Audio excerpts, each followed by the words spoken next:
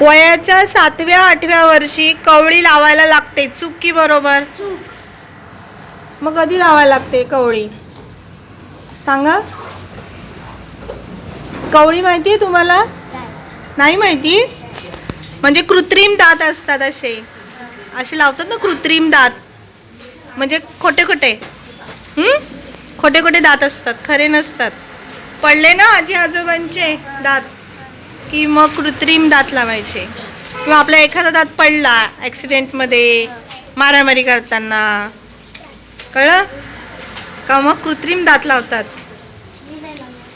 मग तू मस्ती नाही ना करत, तू गुड बॉय आहेस.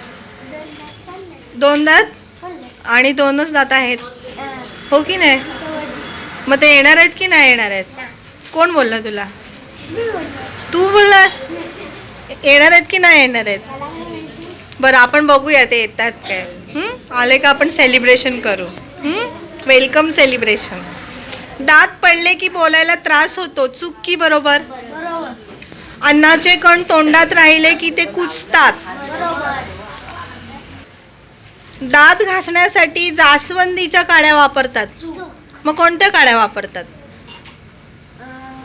कोणतं झाड? हा बरोबर, शाबास, कडुलिंब. राखुंडी वापरल्याने दातामधील फटी पूर्णपणे स्वच्छ होतात. चूक आहे की नाही? ती काही भांडी आहेत का राखुंडीने घासायला? भांडी आपण घासतो. चंचू पात्रातल्या पाण्यात हात धुतला की ते पाणी स्वच्छ होते. चूक.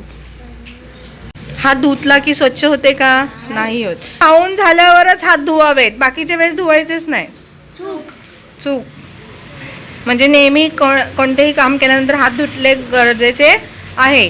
दात अस्वच्छ असतील तर पोटाचे आजार होतात. दात बरोबर आहे. दात जर अस्वच्छ असतील 2 वेळेस आपल्याला काय करायला लागेल? दात घासावे लागतील.